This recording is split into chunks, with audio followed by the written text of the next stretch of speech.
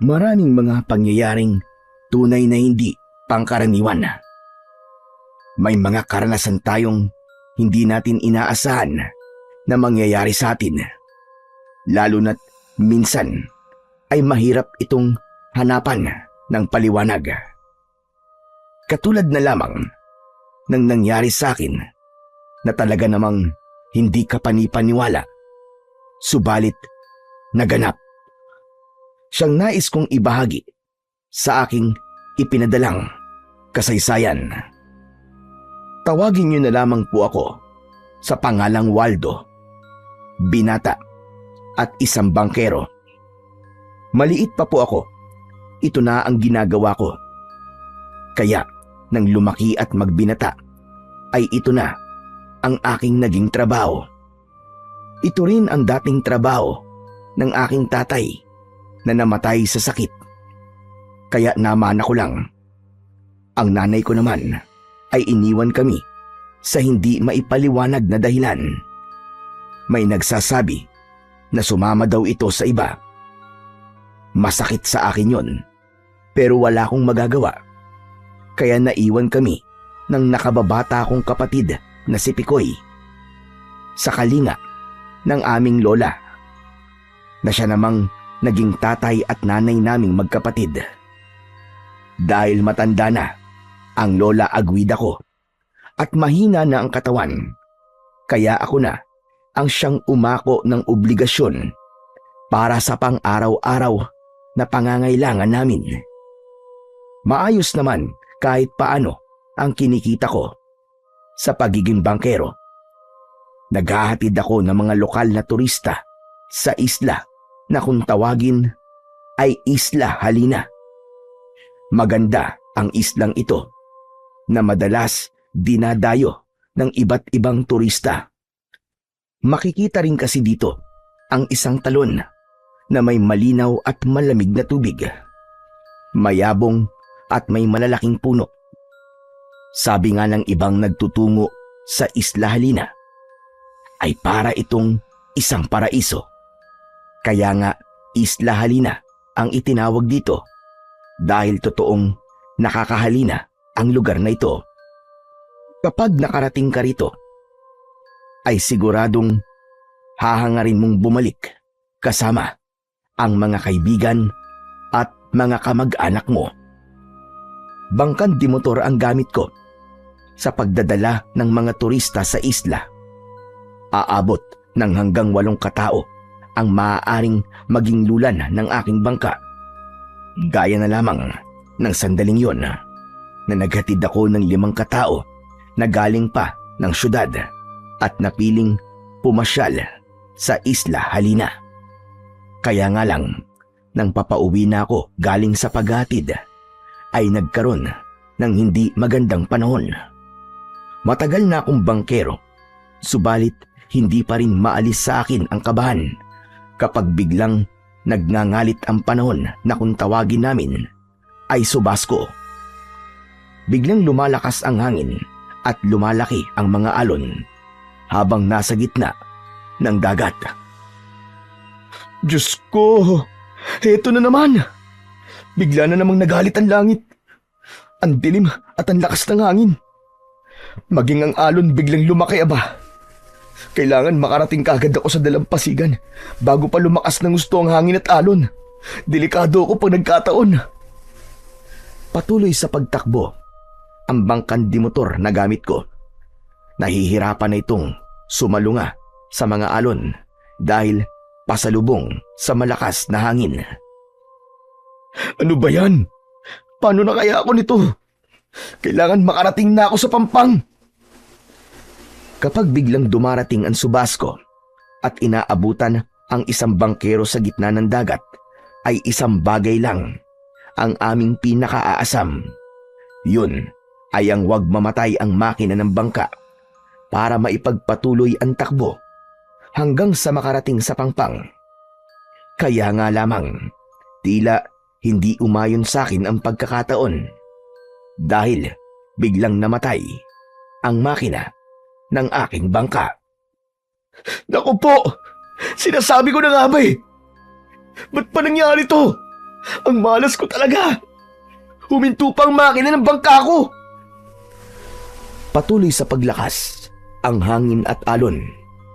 Mahirap sa isang bangka na nakahinto lang sa gitna ng nagngangalit na dagat dahil maaaring itulak lang ito ng malakas na alon na magiging dahilan para tumaob ang bangka. Kinuha ko ang tali para paandarin ang makina. Kaya nga lamang sa bawat hila ko ng tali sa motor ay hindi ko to mapaandar. Anak ng putya naman oo! Ano ba nangyayari dito sa makina? Bakit ngayon pa? Ayaw makisama! Huwag ka namang ganyan! Umandar ka na! Nakakailang hatak na ako ng lubid na ipinulupot ko sa makina. Kaya lamang ay ayaw talaga nitong mag-start. Sinubukan kong buksan ang lalagyan ng gasolina. Marami pang laman na gasolina. Pero bakit ayaw mag-start? Sinubukan ko uling paandarin at hilay ng lubid. Nakahinga ko ng maluwag nang mag-start din ito. Yun! Ayos! Salamat! Umandar ka na uli! Patuloy pa rin sa pagngangalit ang kalikasan. Malalakas na alon at malakas na hangin na nagtataboy sa bangka. Salamat na lamang at napaandar kong muli ang bangka ko. Kaya lamang, hindi ko inaasahan na may malaking alon na sumalubong sa bangkang dimotor ko. Mataas ang alon na yon at naramdaman ko ang paghampas nito sa akin. Kasabay ang muling pagkamatay ng makina ng bangka. Nawalan ako ng balanse at naramdaman kong tumama ang ulo ko sa isang matigas na bagay hanggang sa nahulog ako sa tubig. Pagkatapos nun, ay wala na akong naalala pa. Nang magkamalay ako, ay nasa harap na ako ng mga pamilyar na muka. Lola Aguida? Pikoy? Salamat naman at nagkamalay ka na, apo. Buti naman, kuya, at buhay ka pa. Bakit? Ano ba nangyari? Wala ka bang matandaan, apo? Aray, meron po, Lola. May naalala po ako. Inabutan po ako ng subas ko sa gitna ng dagat pagkatapos ko po magatid ng turista sa isla. Tapos may nangyari po sa akin habang pabalik na ako dito. Inabutan ka ng subas ko, kuya. Buti na lang walang masamang nangyari sa'yo. Yung bangkad de motor na gamit mo, maayos naman. Walang pinsala. Kung ganun, sa inyo po ako natagpuan, Lola. May kapwa ka bangkero na nakakita sa'yo. Ang akala nga nila ay kung napano ka dahil nakita nilang walang tao sa bangka mo. Pero nang lumapit sila, abay naroon ka pala sa loob at walang balay. Ano? Nasa loob po ako ng bangka. Sakay po ako. Oo, Kuya Waldo. Yun nga lang, wala kang malay. Kaya naman, hinila nila ang bangka mo. Tapos, pinagtulungan kang buhatin para dalhin dito sa bahay natin. Talaga bang nasa loob ako ng bangka? Nung nakita nila ako? Si kuya naman, paulit-ulit ng talong Parang anli lang Bakit, apo? Ano bang naaalala mo? Lola, ang naalala ko po kasi, tumama po ang ulo ko sa isang matigas na bagay, tapos nahulog po ako sa tubig. Kung ganon, wala ka na sana ngayon, apo. Oo nga naman, kuya. Baka kwento ka na lang ngayon, tapos umiiyak na kami ni Lola. Pero, kung ano man yung naalala mo na nangyari sa'yo, apo, ang mahalaga ay ligtas ka. Oo nga naman, kuya. Tama si Lola Aguida. Kaya wag mo nang ipilit pa, Kuya Waldo, yung sinasabi mo. Aray, ang sakit. Nakaramdam ako bigla ng pananakit ng ulo at bigla akong napahawak sa likurang bahagi ng ulo ko. May naramdaman akong nakaumbok. May bukol ako sa ulo. Inilapit ko kay Lola Aguida ang ulo ko upang patignan yon. May malaki kang ambukol, apo. Kaya tama nga po sinabi ko kanina sa inyo. Tumama nga po ako sa isang matigas na bagay, Lola. Tapos nahulog po ako sa tubig. Kuya naman eh. Sabi nga ni Lola, hayaan mo na yon. Ang mahalaga ay ligtas ka at kasama ka pa namin ngayon. Kung sa bagay, tama naman ang sinabi ng nakababata kong kapatid na si Pikoy. Kung ano man yung totoong nangyari sa akin, ay hindi na yon importante pa. Dahil ang mas mahalaga ay buhay na buhay ako at nakakasama ko pa ang mga mahal ko sa buhay. Subalit sa likod ng isipan ko ay may malaking katanungan. Paano akong nakaligtas sa aksidenteng yun? Paano ako napunta sa loob ng bangka kung ang naaalala ko ay nahulog ako sa tubig? Sinong tumulong sa akin? Sinong nagligtas sa akin para hindi tuluyang mapahamak? Ilan lang yun sa mga katanungang lumiligalig sa utak ko. Dahil may kalakihan ang bukol na natamo ko, kaya kumuha ng halamang gamot si Lola Aguida upang itapal. Mainam sa bukol ang dahon ng halamang gamot na ginagamit niya. Kinalakihan na namin yon ng kapatid kong si Pikoy. Kapag nagkakabukol kami, ay agad yung tinatapalan ni Lola Aguida ng pinais na dahon. Ibig sabihin, dinarang sa init ang dahon at saka itatapal sa bukol at saka lalagyan ng benda. Ilang araw muna akong pinagpahinga ni Lola. Hindi niya ako pinayagang magdala ng mga turista sa Isla Halina. Sabi niya, magpahinga muna ako. Minsang nag-iisa ko at nag-iisip ng lapitan ako ni Lola Aguida. Wala noon ang nakababata kong kapatid. Nasa galaan kasama ng kanyang mga katropa. Mukhang malalim yata ang iniisip mo, apo. Ewan ko po ba, Lola? Hindi pa rin po maalis sa isip ko yung nangyari sa akin. Apo, ligtas ka na. Kaya kalimutan mo na yon. Talagang gano'n na mga bangkero. Inaabot ng subasko sa gitna ng dagat. Hindi na bago yan sa iyo. Alam ko naman po yun, Lola eh. Ang hindi ko lang po talaga maintindihan yung pagkakaligtas ko. Bigla kong nakita na napapabuntong hininga si Lola Aguida. Baka naman napakanot ako ng noo. Alam kong may nakahandang sagot si Lola sa mga katanungan kong yun at gusto kong malaman yun. Lola, may ideya po ba kayo sa nangyari po sa akin? Apo, dalawang bagay lang naman yan. Maaaring pinaglaruan ka. Pinaglaruan? Nino naman po? Ng mga sirena at sireno sa dagat. Yung mga nilalang po na kalahating tao at kalahating isda? Aba, Lola naman, joke po ba yan? Lokong batang ito, anong joke ang sinasabi mo? Eh wala naman pong ganun, di po ba? Meron, si Raulo. Pero sabi niyo po nung bata pa ako, hindi po totoo yun. Sinabi ko lang yon dahil ayokong matakot kayo. Sa palagay niyo po ngayong malaki na po ako, hindi na ako matatakot? Depende sa'yo kung matatakot ka o hindi. Pero sabi ko nga sa'yo, apo, dalawang uri ang mga nilalang na sireno at sirena. May masasama at meron din namang mabubuti. Ang mga mabubuti ay yung mga sireno at sirena na kulay puti at kumikislap ang kalahating isda na katawan nila. At yung masasama ay maiitim ang kulay ng kanilang mga buntot. Eh di ibig sabihin po nagligtas sa akin yung mabubuti. Pwedeng ganon. At yung dahilan ng subasko ay kagagawan ng mga sirenong masasama. May kapagyarihan silang pakuluin at pagalitin ang tubig ng dagat na sinasamahan ng malalakas pa na hangin. Kagagawan nila ang subasko?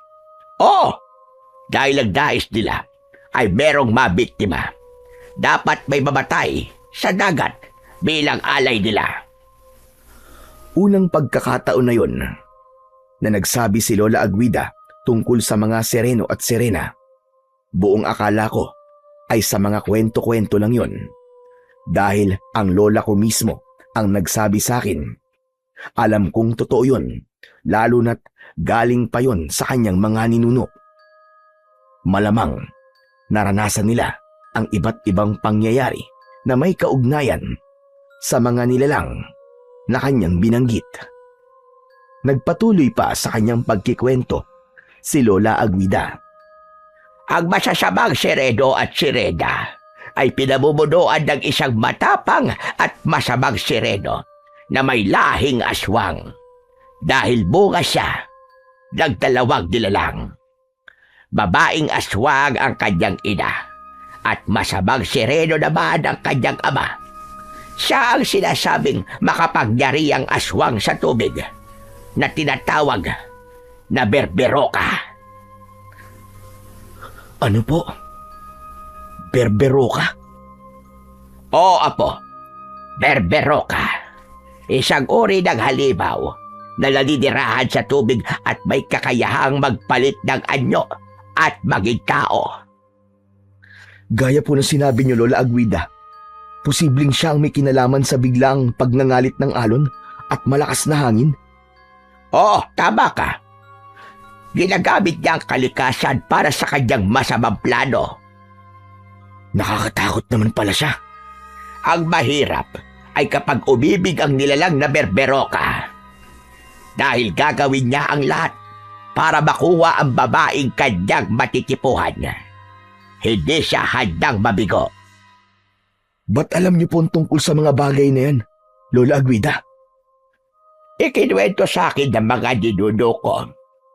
Dahil sila mismo ay nakasaksi ng mga kakatuwang pangyayari.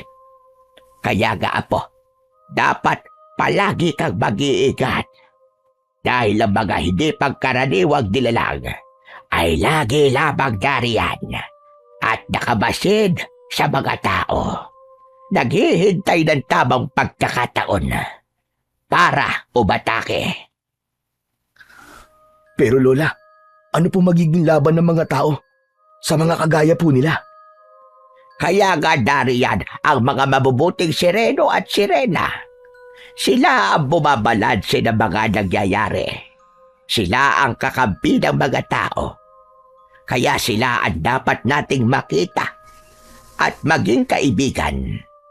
Sapagkat sila ang tangi nating pag-asa laban sa mga masasamang nilalang na naninirahan sa ilalim ng tubig, sa dagat man o sa ilog.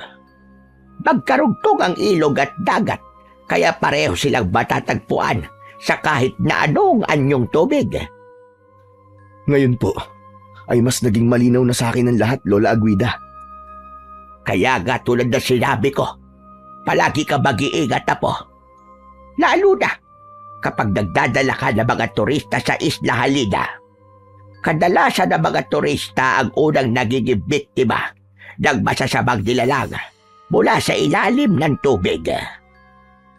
Pagkatapos ng mga sinabing yun sa akin ni Lola Aguida, ay nakaramdam ako ng pagkabahala, lalo na't walang nakakaalam kung paano at kailan biglang gagawa ng hindi maganda ang mga masasamang nilalang. Pero dahil pinamumunuan sila ng isang Berberoka, siya ang dapat na mawala dahil tiyak na magiging mahina ang grupo ng masasamang Sereno at Sirena kapag nawala na ang kanilang pinuno. Kaya lamang, sino ba ako para harapin ang Berberoka? Gayong isang simpleng bangkero lamang ako.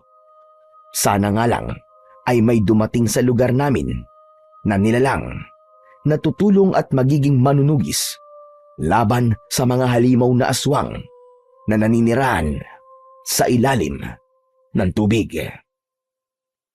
Nang sumunod na araw ay naging maayos na ang pakiramdam ko. Kaya pumayag na rin si Lola Aguida para bumalik ako sa pagiging bangkero. Binisita ko ang aking bangka. Muli kong naalala yung sandaling inabutan ako ng subasko sa gitna ng dagat. Salamat na lamang at walang anumang nasira. Kung nagkataon ay magagastusan pa ako, samantalang ilang araw din akong walang kita. Kuya, pwede ka na uling magdala ng turista sa isla? Oo, Pikoy, kailangan eh. Kundi baka wala rin tayong makain. Ngayon na ba, kuya? Oo, pumayag na si Lola Aguida eh. Ay, siya nga pala, kuya. Ano ba yung pinag-usapan nyo kagabi ni Lola? May mga narinig kasi ako kaya lang hindi malinaw.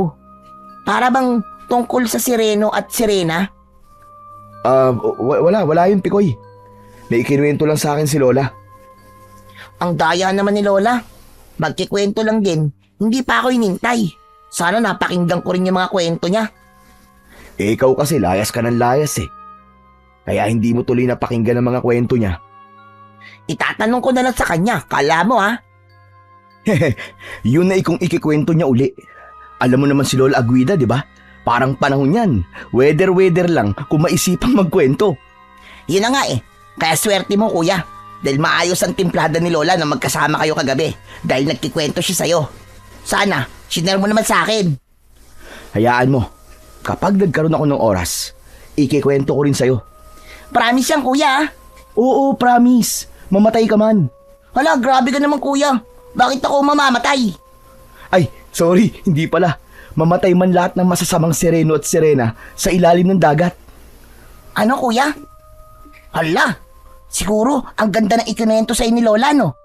Paborito ko pa naman ang mga kwentong Sirena, pati sa mga aswang at saka mga manananggal.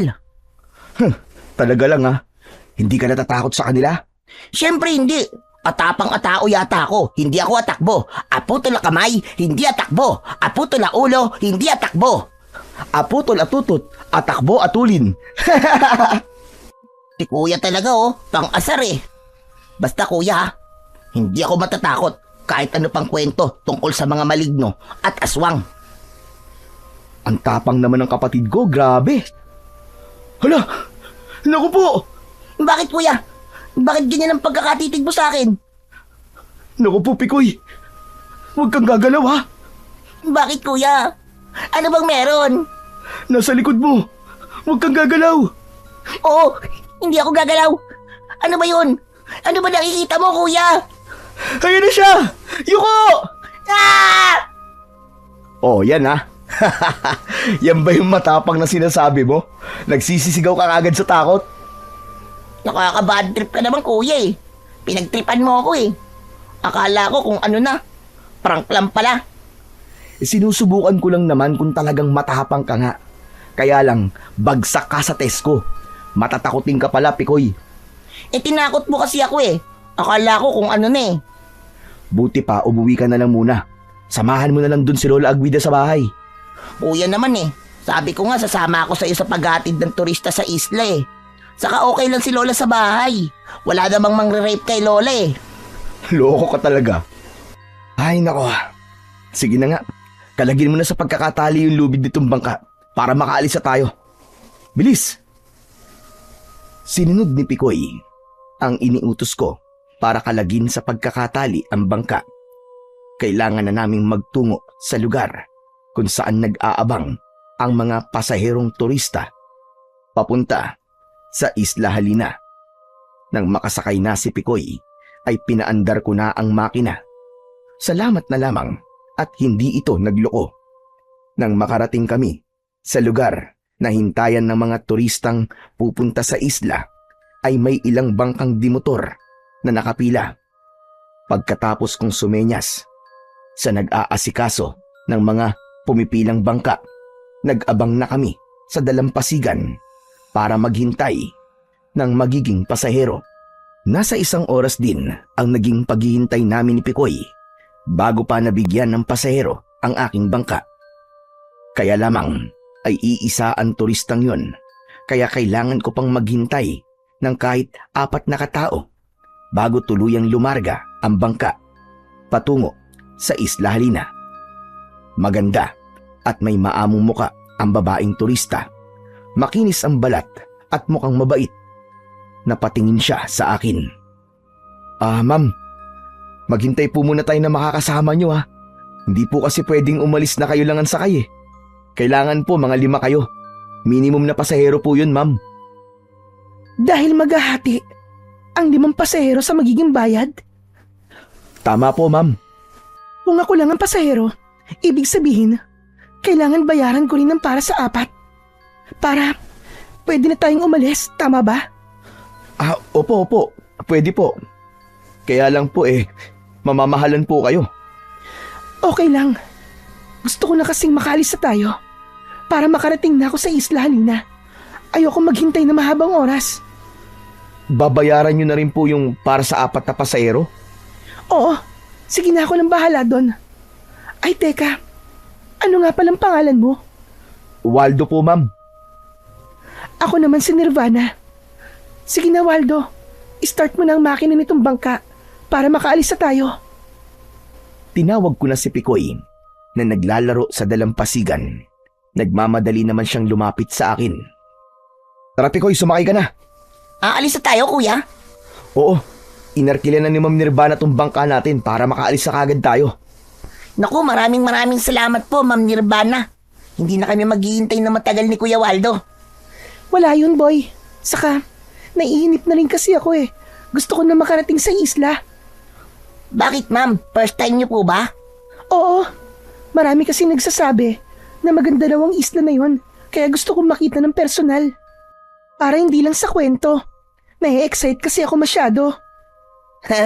Totoo po yun, ma'am. Maganda po talaga ang isla. Kaya nga po maraming mga turista ang pabalik-balik doon. Habang nakikipagkwentuhan si Pikoy kay Ma'am Nirvana, ay pinaandar ko na ang motor ng bangka. Patuloy namang nakikisama ang makina, kaya hindi ako nahirapang i-start yun. Saglit pa, ay pinaabante ko na ang bangka. Ayan, umaandar na tayo, Ma'am Nirvana. Ilang minuto ba hanggang sa isla? Siguro mga 20 minutos lang, ma'am. Naroon na po tayo. Saglit lang pala. Opo, ma'am. Kaya hindi po kayo maiinip. Habang tumatakbo ang bangkang dimotor, ay hindi maiwasang napatingin ako kay Nirvana. Lalo siyang gumaganda sa paningin ko habang tinititigan ko siya. Buti na lamang at malayo ang kanyang tingin. Kaya hindi niya napapansin ang pagkakatitig ko sa kanya. Kaya lamang, kanina pa pala ko pinagmamasdan ni Pikoy. Bagya siyang lumapit sa akin at may ibinulong. Hoy, Kuya Waldo. Baka mamaya matunaw si Ma'am Nirvana. Kanina ka pa kasi nakatitig sa kanya eh. Hindi ah. Kuya, kanina pa kita pinagmamasdan. Ang ganda niya, di ba? Oo Pikoy, tama ka. Tititigan ko ba siya kundi siya maganda? Napansin ni Nirvana ang pagbubulungan namin ng nakababata kong kapatid. Napakunot ang noo ng dalaga at nagtanong. May problema ba? Ako ba ang pinag-uusapan niyo, Waldo? Naku, hindi po ma'am. May tinatanong lang po sa akin tong makulit kong kapatid. Baka naman, pwede niyo akong isali sa pinag-uusapan yung dalawa. Nakakahiya naman po ma'am. Saka kung ano-ano lang po yung pinag-uusapan namin eh. Pasensya na po kayo sa aming dalawa ma'am ha. Naku, Waldo, wag mo na nga akong pinupo at nakakatanda. Nirvana na lang ang tawag mo sa akin. Sige. Kung yun ang gusto mo ma'am. Eh di kung ganon, pwede ko din kayong tawaging Ate Nirvana. Oo naman, mas gusto ko yun kaysa sa ma'am. Saka hindi naman ako teacher eh. Ate Nirvana, malapit na po tayo sa isla. Wow! Mukhang maganda nga siya. Natatanaw ko na. Saglit pa ay dumaong na sa dalampasigan ng isla ang bangka namin. Naunang bumaba si Pikoy. Nang tumayo na si Nirvana para bumaba, ay inalalayan ko siya hanggang sa makababa ng bangka. Aalis na ba kayo? Pabalik na ba kayo sa pinanggalingan natin kanina? Opo. Oo. Pero maghihintay kami saglit ng turistang galing dito sa isla na babalik na sa kabila. Pwede bang hintayin niyo na lang ako? Hindi naman ako magtatagal dito sa isla eh. Siguro iikot lang ako saglit at babalik na rin. Gusto kong sa bangka mo na rin ulit ako sumakay pabalik, Waldo. Pero, Nirvana, Huwag kang mag-alala. Babayaran ko ng buo yung paghatid niyo sa akin dito sa isla. Maging yung pagbalik ko. Gusto ko lang kasi na kapag tapos na akong gumala dito sa isla, ay may masasakyan din kagad ako pabalik at hindi na maghihintay pa. sige ho. Ay, sige po. Ay, sige. Ikaw ang bahala. Sasabihin ko na lang sa ibang kasama ko na inarkilan niyo tong aking bangka. Yan. Sige Waldo, basta wag kayong aalis dito ha. Hintayin niyo ako. Dahil yun ang napagkasunduan namin ni Nirvana, kaya pumayag na rin ako. Pabor sa akin yun. Siguradong may pasahero ako pabalik. Total, hihintayin niyo na rin lang naman ako. Meron sana akong pakiusap sa inyo, Waldo. Ano yun, Nirvana? Kung samahan niyo na rin kaya ako, para naman meron akong kausap habang naglalakad at iniikot itong bawat sulok ng isla. Nako, nakakahiya naman. Ano bang nakakahiya doon? Ako na nga nagiya para samahan ako. Kuya Waldo, pumayag ka na. Huwag ka ng QC. Kanina lang, panay ang tingin mo kay Ate Nirvana eh. Ha? Totoo ba yun, Pikoy? Kanina tinititigan ako ng kuya mo. Naku po. At nabuking pa nga. Ikaw talaga, Pikoy. Kung ano sinasabi mo. Nakakahiya naman kay Nirvana oh. Nirvana, wag ka maniwala dito sa makulit na to. Gumagawa lang ng kwento yan eh. Kuya naman, walang masama kung nahuli kita kanina na nakatitig kay Ate Nirvana. Sa sobrang ganda ba naman niya, kahit sinong lalaki, mapapatitig talaga sa kanya. Parang ang manika ang mukha niya oh. Parang isang anghel. Bolero ka pala, Pikoy ha? Ate Nirvana, hindi po yung pambobola. Totoo pong maganda kayo, Pexman. Kahit matepok pa po ako, hindi po ako nagsisinungaling. Dahil sa mga sinabi ni Pikoy, nakaramdam ako ng hiya kay Nirvana. Pakiwari ko'y nangapal pa ang mukha ko at namula yun.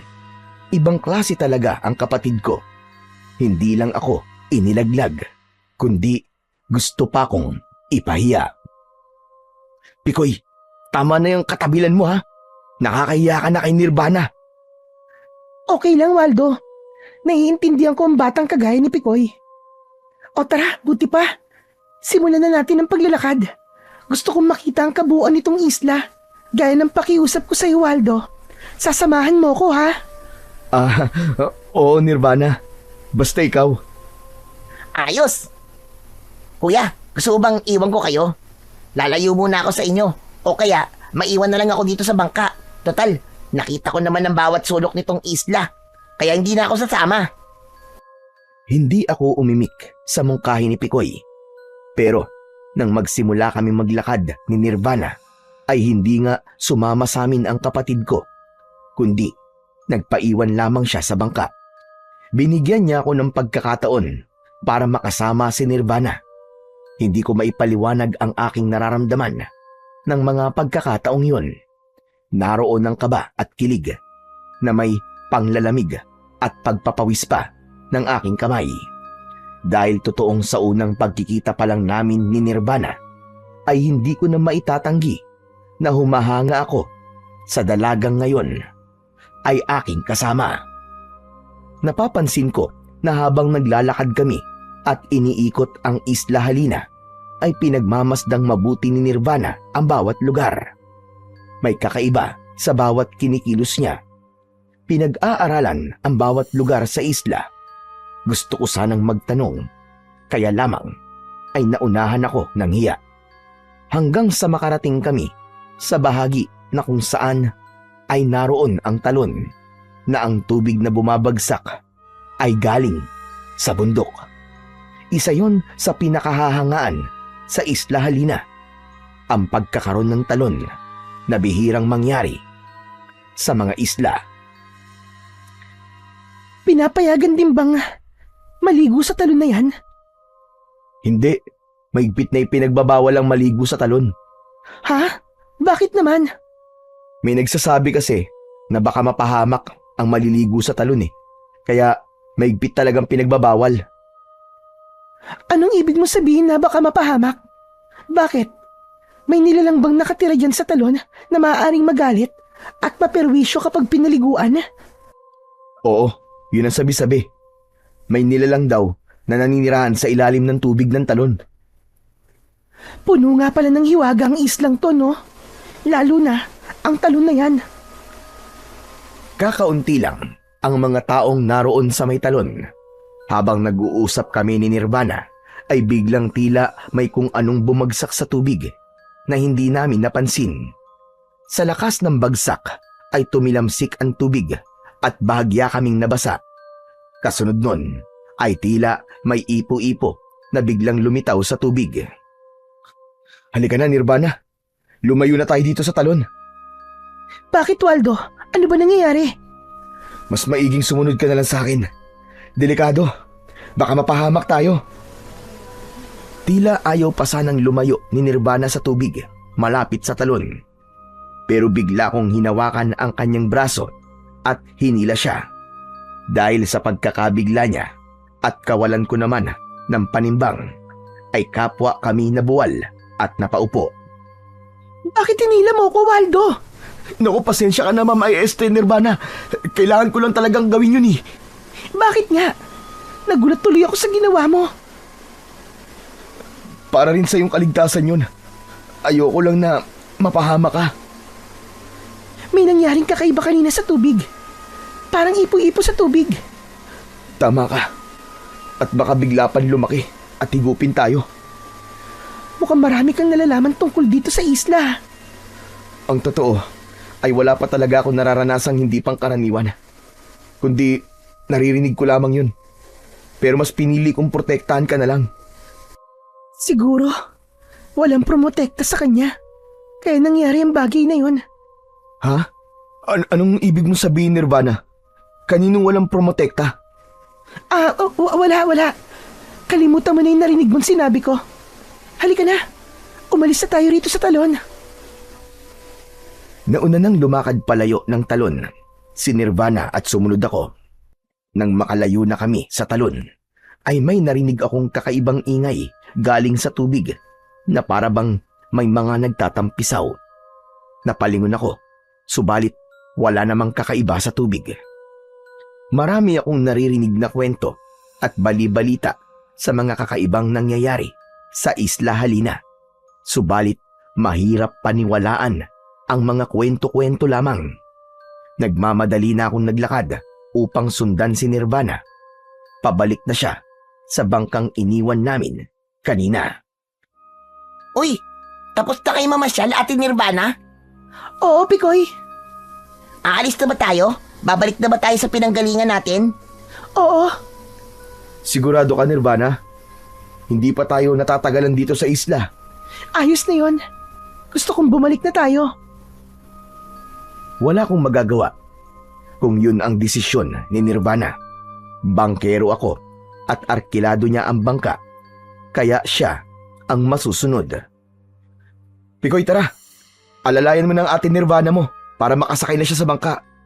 Oo, Kuya Waldo. Iniabot ni Pikoy ang kanyang kamay sa dalaga upang makasakay na ito. Inihanda ko naman ang motor para paandarin na yon. Hindi pa rin ako binibigo ng makina dahil sa isang baltak ko lang gamit ang lubid upang paandarin ito ay agad itong nag-start. Kaya walang naging problema. Habang tumatakbo ang bangka papalayo sa isla, ay nakatuon ang pansin ni Nirvana sa isla. May mahigpit na dahilan kung bakit niya binisita ang isla. Yun ang nasa isip ko. Bagamat naroon ang pagtataka ko, ay nahihiya naman akong mag-usisa sa kanya. Ayokong lumabas na pakialamero ko, kaya pinilit kong manahimik na lamang. Subalit hindi ko inaasahan ang kanyang sasabihin habang papalayo kami sa isla. Babalikan ko ang islang yan, Waldo. Marami na pong nagsabi ng ganyan na nagpunta sa Isla Halina. Ate Nirvana, kapag nagbalik kayo, kami uli ni Kuya Waldo ang arkilahin nyo, ha? Oo naman, Pikoy. Huwag ka mag-alala. Dahil kayo talaga nga hanapin ko kapag nagbalik ako rito. Pagbalik mo ba rito, may kasama ka na? Wala. Ako lang uli. Bakit hindi mo nalang sinulit yung pamamalagi mo kanina sa isla? Nagmamadali ka pang umalis. May mga kailangan rin kasi akong asikasuhin at kailangan kong makabalik kagad sa syudad. Pero sa susunod kong pagbabalik, ay titiyakin kong hindi na ako nagmamadali. Ayos naman pala eh. Mukhang may mahalaga kang sadya sa isla, Halina. Kaya gusto mong bumalik. Hindi agad nakasagot si Nirvana, kundi isang malalim na buntong hininga ang kanyang pinakawalan. Hindi yun lingid sa akin. Nakita ko rin sa mga mata niya ang kalungkutan. Pasensya ka na, Nirvana. Hindi ko inaasahan na malulungkot ka pala sa tanong ko. Okay lang, Waldo. Saka tama ka naman eh. May importanteng bagay. Bakit ko sinadyang malaman at makita ang Isla Halina? Kung ano man yun, sorry, hindi ko masasabi sa'yo. Ayos lang. Karapatan mo yun. Sorry din kung masyado ako nagiging matanong ha. Isang ngiti lang ang naging tugon sa akin ni Nirvana. Napansin ko na lalo siyang gumanda sa kanyang pagkakangiti. Parang biglang tumalon ang puso ko. Sa pagkakatitig ko kay Nirvana, lalo ko lang napatunayan na talagang maganda nga siya. Kaya masaya ko sa sinabi niya kanina na babalik siya sa Isla Halina at ang bangka ko pa rin ang gusto niyang arkilahin. Kaya magkikita kami uli. Yun ang tumatak sa isip ko. Minsan pa ay masisilayan kong muli ang kanyang kagandahan. Nagpatuloy ang aming biyahe patungo sa baryo na pinanggalingan namin. Buong akala ko ay magiging maayos na ang paglalakbay namin dahil wala namang problema sa motor ng aking bangka. Maayos ang makina at madaling paandarin. Kaya lamang, nang nasa pinakagitna na kami ng dagat, ay nakapagtataka na biglang nagloko ang motor. Kaya huminto sa gitna ng dagat ang bangka. Ano nangyari, Waldo? Bakit biglang huminto ang makina? Hindi ko rin alam eh. Baka may naging problema. Pambihira naman oo.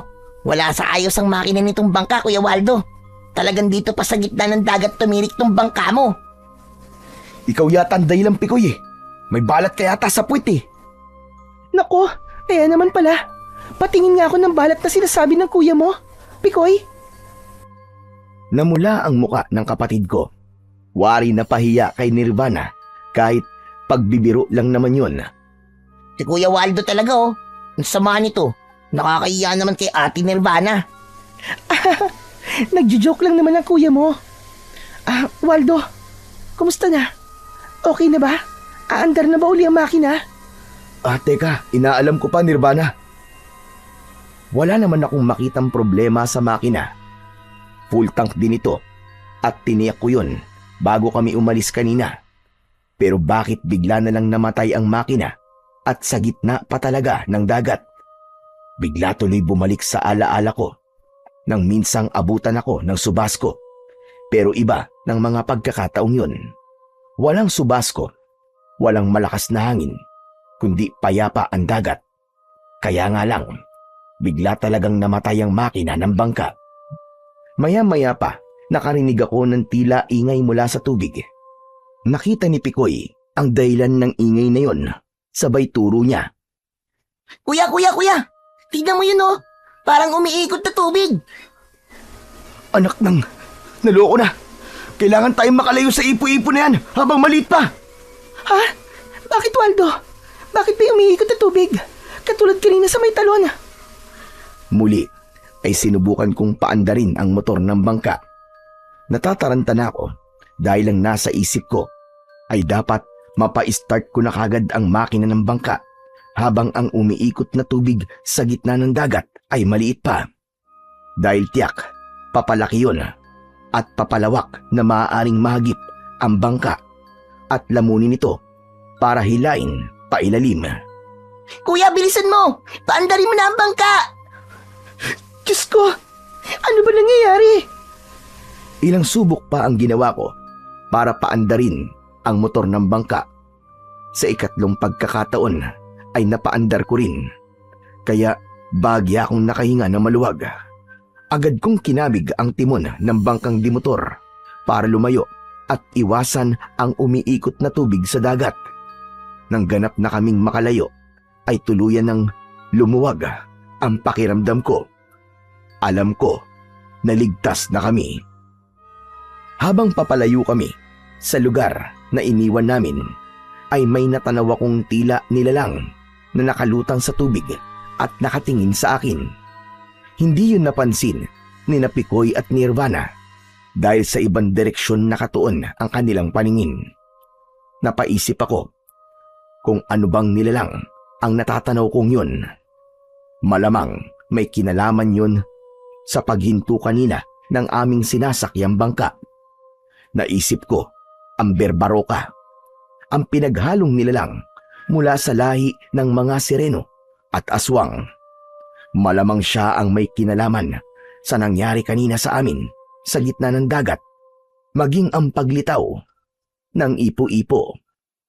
Hindi kaya natipuhan ito si Nirvana at nais niyang makuha ang dalaga. Isa yon sa pumasok sa isip ko na aking ikinabahala. May kumurot sa dibdib ko tungkol sa bagay na yon. Mukhang hindi lang ako ang naakit kay Nirvana, kundi maging ang halimaw sa dagat. Waldo? Bakit? May problema ba? Anong nangyayari sa'yo? Ha? Wala. Wala, Nirvana. Ano kasi, may naisip lang ako. Okay na tayo, diba? Malayo na tayo dun sa umiikot na tubig. Oo, kaya wala na tayong dapat pang ikabahala. Ang galing mo talaga, Kuya Waldo. Buti na lang napaandar mo rin kagad yung motor, kundi baka kinain na tayo ng umiikot na tubig at nalunod na tayo. Pikoy, hahayaan ko bang mangyari sa atin yun? Siyempre hindi. Basta kasama niyo ako, hindi ko kayo pababayaan. Salamat, Waldo, ha? Parang lumundag ang puso ko nang magpasalamat na may kasamang matamis na ngiti si Nirvana. Lalo lang nadagdagan ang paghanga ko sa kanya. Kaya lamang ang isipin na siya man ay kursunada ng halimaw sa dagat, yun ang nagbigay sa akin ng pag-aalala. Dahil hindi madaling maging karibal ang hindi pangkaraniwang nilalang. Nakakapagod man ang maghapong lumipas, ay hindi ko gaanong naramdaman yun dahil masaya ang puso ko na nakasama ang dalagang sa unang pagkakataon pa lamang ay bumihag na agad sa damdamin ko. Kaya ng mga sumunod na araw ay naging laman ng isipan ko si Nirvana. Napansin naman yun ni Lola Aguida. Pikoy, halika nga rito. Bilisan mo. Bakit po, Lola Aguida? Okay lang ba yung Kuya Waldo mo? Hayo na, tignan mo. Nakatingin sa malayo tapos ngumingiti. Aba, nagpunta lang kayo sa isla halina. Pag uwi nyo, parang natutulala na. At minsan naman, ngumingiti. Parang nasisiraan na yata lang ulo. Naku po, paktayin na. Tinamaan po yan, Lola. Ano ka ba? Tinamaan ng ano? Nang palaso po ni Cupido. Lola, tiyak po ko. In love po yang si Kuya Waldo. Aba, kanino naman? Sa sirenang nakita nyo sa dagat? Lola naman hindi po. Kundi kay Ate Nirvana po, yung turista po na taga-syudad na naging pasahero po namin. Grabe, Lola, ang ganda niya po kasi eh. Tapos, ang bait-bait pa po. Tignan mo nga naman. Umiibig na pala ang kuya mo. Akala ko hindi yan marunong magmahal. Tiyak, iniisip niya po ang pagkikita nila uli ni Ate Nirvana. Magkikita uli? Opo, Lola. Kasi nga po, babalik siya para muling magpunta po sa isla. Aba, bakit daw? May mahalagang bagay daw po siyang dapat alamin doon. Sa kampamis po niya, ay yung bangka uli ni Kuya ang aarkilahin niya. Kaya pala ganyan ang nangyayari sa kuya mo ngayon. Malabang, tinamaan nga siya. Sana lang ay walang masamang mangyari. Bakit po, Lola Aguida? Nasabi mo maganda yung Nirvana, hindi ba? Super ganda po, saka mabait pa. Natakot nga po siya dahil biglang huminto ang motor habang nasa gitna po kami ng dagat. Tapos, hindi naman po malaman ni Kuya Waldo kung bakit bigla pong huminto. Wala raw pong problema ang makina. Pero, buti na lang po napaandar din. Diyos ko, hindi magandang senyales yung nangyari yun sa inyo, Apo. May kinalaman yon sa mga masasamang nilalang na namamahay sa ilalim ng dagat. Ano po? Masamang nilalang, Lola Aguida? Oo, Apo. Kaya dapat mag-ingat si Nirvana kapag nagbalik siya sa Isla Halina. Dahil sa katabilan ni Picoy, ay inunahan niya na akong maikwento kay Lola Aguida ang tungkol kay Nirvana, maging ang iba pang pangyayari habang sakay kami ng bangka. Naintindihan naman ni Lola na normal lang sa akin ang humanga sa isang magandang dalaga. Kaya minsan ay kinausap niya ako.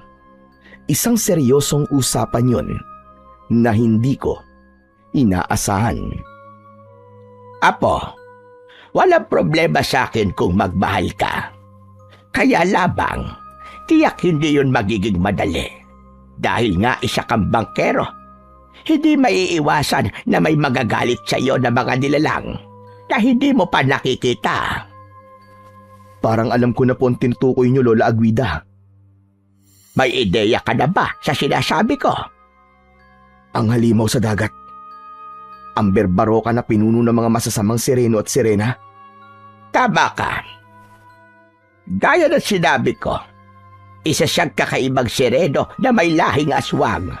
Maaaring maging karibal mo siya sa dalagang turista na nakukurso na dahan mo.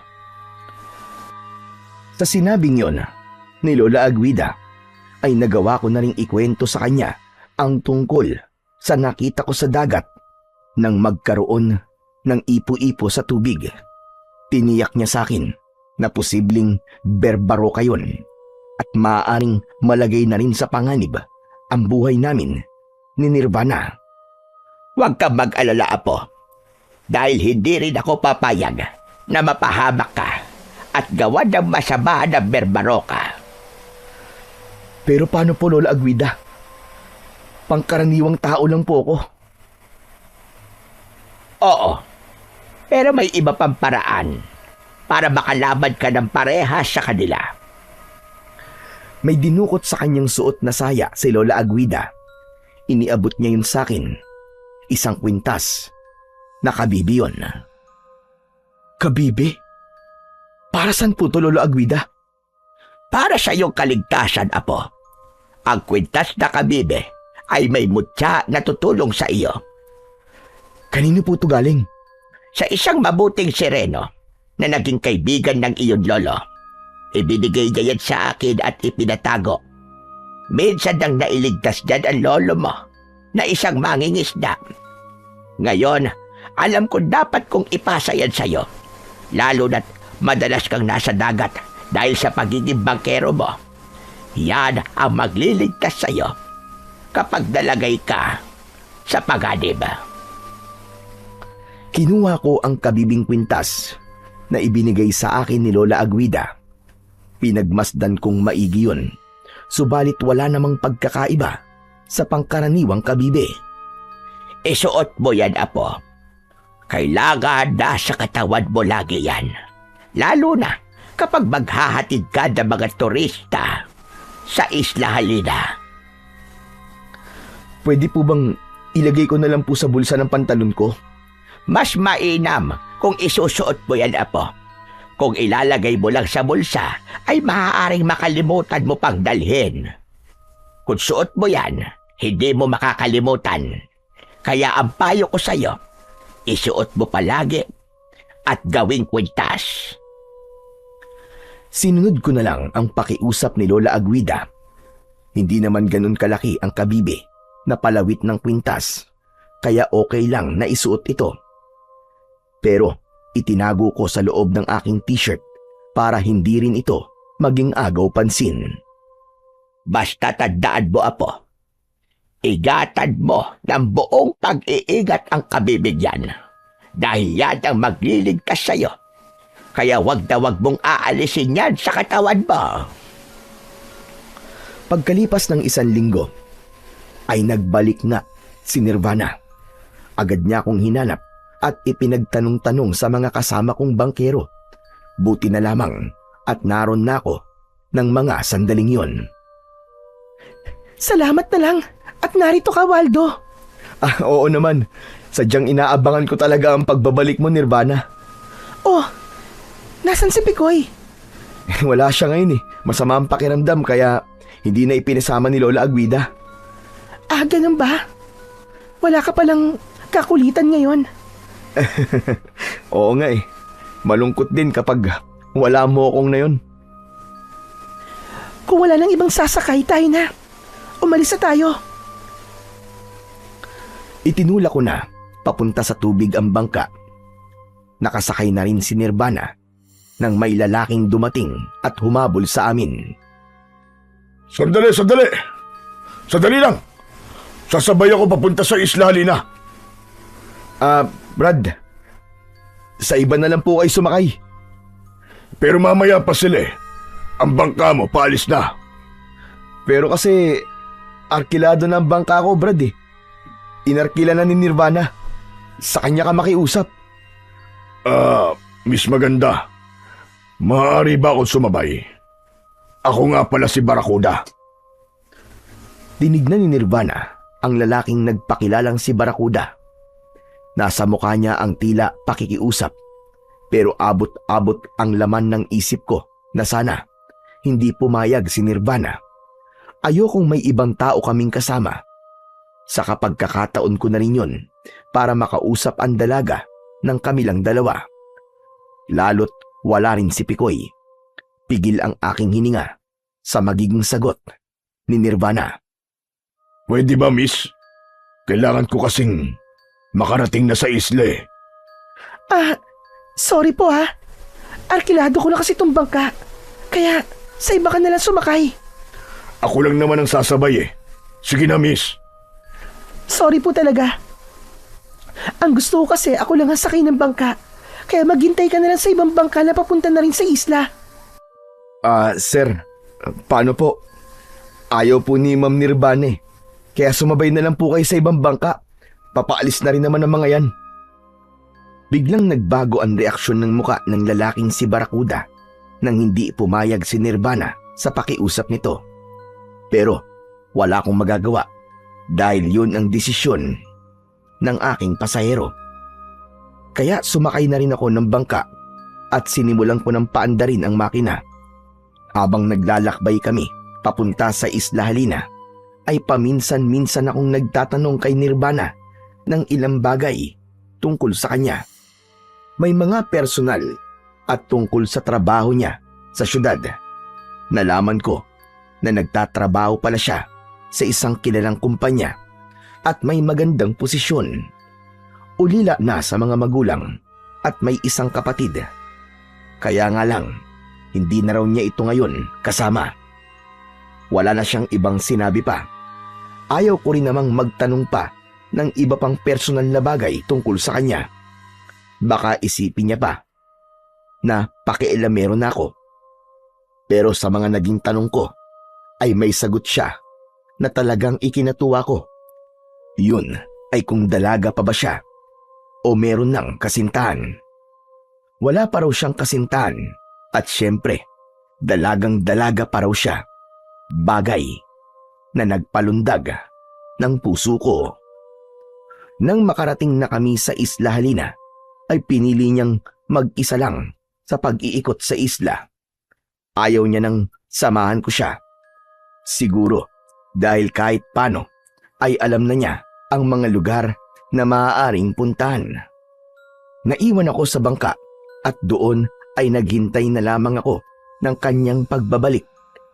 Mas matagal si Nirvana sa pag-iikot sa isla.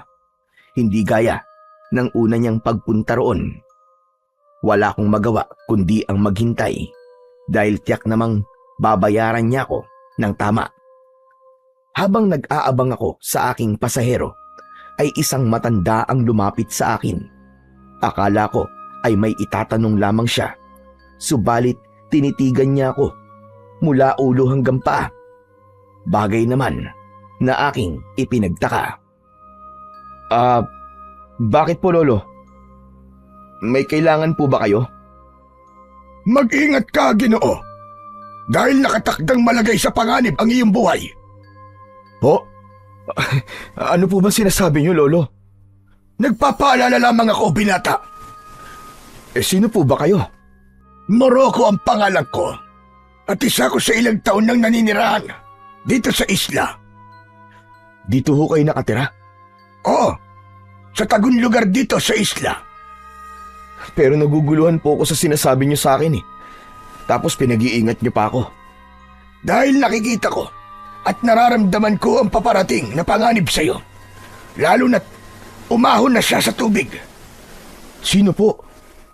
Ang Berbaroka. Umahon na siya sa tubig dahil sa isang babaeng kanyang nakursunadahan. Wala siyang ibang gagawin kundi makuha yon. Dahil ang Berbaroka na mula sa angkan ng sireno at aswang ay pumipili ng babaeng magiging kaulayaw niya taon-taon. Ginagawa niya itong asawa at hindi na nakakabalik sa kanyang mundo. Kung taon-taon po ay pumipili po siya na magiging asawa, ano pong ginagawa niya sa babaeng napipili niya? Pinapatay at ginagawa niyang alay. Iba-iba ang paraan para sa kumuha ng babaeng kanyang nakukursunadahan. Paano po, lo? Ginagamit niya ang subasko para kumuha ng babaeng natitipuan mula sa mga turistang nagpupunta dito sa Isla Halina. O kaya naman ay mga babaeng nakikita niya sa dalampasigan. Basta, marami siyang kaparaanan. Marami kayong alam tungkol sa Berbaroka. Tama ka. Kaya nga kita nilapitan ay upang bigyan ka ng babala, binata. Waldo po ang pangalan ko, Lolo Morocco. Napatingin ang matandang lalaking kausap ko sa suot kong kwintas na hindi ko pala naitago sa loob ng aking suot na t-shirt. Ikaw nga. Ikaw na ngayon, binata. Ho? Ako po, Lolo Morocco? Ano po yun? Ikaw ang siyang itinadhana dahil nasa iyo ang mutya ng kabibe. Nasa iyo ang pag-asa at kaligtasan. Ang magiging tagapagligtas. Ang manunugis. Nangungulimbat. Teka, hindi ko po kayo maintindihan eh. Pero bigay po sa akin ng Lola Aguida ko ang kwintas na to, Lolo Morocco. Magagamit mo yan. Subalit, dapat doblein mo ang pag-iingat mo, Waldo. Sige po. Pero naguguluhan pa rin po ako sa sinasabi niyo eh. May kinuha ang matandang lalaki sa bitbit niyang bayong. Isang maikling sibat. May magkabila ang tulis na gawa sa tanso. Ang ibinigay sa akin ni Lolo Morocco. Sapat ang sibat para hawakan ng kamay. Ba't binigyan niyo po ako ng ganito? Dahil kailangan mo yan, Waldo. Saan ko naman po ito gagamitin? Sabi ko nga sa'yo, malalagay ang buhay mo sa panganib. Kaya dapat may sandata ka. Pero, Lolo Morocco, baka kailanganin niyo po ito. Baka mahalaga po sa inyo to. Kaya kong gumawa uli niyan. Ibinibigay ko yan sa'yo para sa iyong kaligtasan. Maging sa taong malalagay din sa panganib. Sige po, kung talagang mapilit kayo, tatanggapin ko po ito. Salamat po. Hindi kasi sapat ang mutya ng kabibe para magtagumpay ka, Waldo. Mahalaga ang tamang armas laban sa Berbaroka. Basta't magtiwala ka lamang sa kakayahan mo at lagi mong lakipan ng panalangin sa bathala ang anumang pagsubok na darating sa buhay mo. Pagkatapos ng mga sinabing yon ni Lolo Morocco, ay nagpaalam na siya. Nagtataka pa rin ako sa mga nangyaring yon. Noon ko lang din nakita sa Isla Halina si Lolo Morocco. Samantalang ilang taon na rin akong nagdadala ng mga turista sa naturang isla. Ayon sa kanya, ay naninirahan siya sa Isla Halina. Kaya lang, unang pagkakataon yun na nakita ko siya doon. Bagamat may pagtataka at pagdududa, ay itinabi ko na lang ang kakaibang sibat na bigay niya. Iginala ko ang paningin ko habang naghihintay kay Nirvana. Nahagip ng mga mata ko ang isang lalaki na tila kanina pa nakatingin sa akin. Namukaan ko siya. Teka lang, pamilyar sa akin ng lalaking yun ah. Tama, siya nga yun. Yung lalaking nagpakilalang si Barracuda na nagpupumilit na sumabay sa amin kanina. Narito na rin pala siya sa isla. Pero bakit nakatingin siya sa akin? Galit ba siya? Kakaiba kasi ang tingin sa akin ni Barracuda, kaya naisip ko na may galit siya sa akin. Hindi siguro matanggap na di ko pinayagan ang pakiusap niyang sumabay sa bangka ko. Kaya lamang, hindi pumayag si Nirvana. Kaya naman, sinunod ko lang din ang desisyon niya. Muli kong sinulyapan ang lalaking si Barracuda. Pero wala na siya sa lugar kung saan ko siya nakita kanina. Maya-maya pa ay dumating na rin si Nirvana. Oh, nandiyan ka na pala Nirvana. Babalik na ba tayo? Oo, Waldo. Subalit nagtataka ko dahil kakaiba si Nirvana ng mga sandaling yon. Wala siyang sigla, kundi nabakas ko sa kanya ang matinding kalungkutan. Kaya nag-usisa ako sa kanya. Nirvana, may problema ba? Meron ba nangyari sa'yo? Wala naman, Waldo. Hindi ko lang talaga maiwasang hindi malungkot. Bakit naman? Mukhang bigo pa rin ako. Wala pa rin akong makuha sagot sa mga tanong na nasa isipan ko na siyang dahilan kung bakit ako nagbalik dito sa Isla Halina. Ano ba yon? Baka mamaya may maitulong ako sa'yo. Salamat na lang. Pero ayokong bigyan ka pa ng problema. Tara na.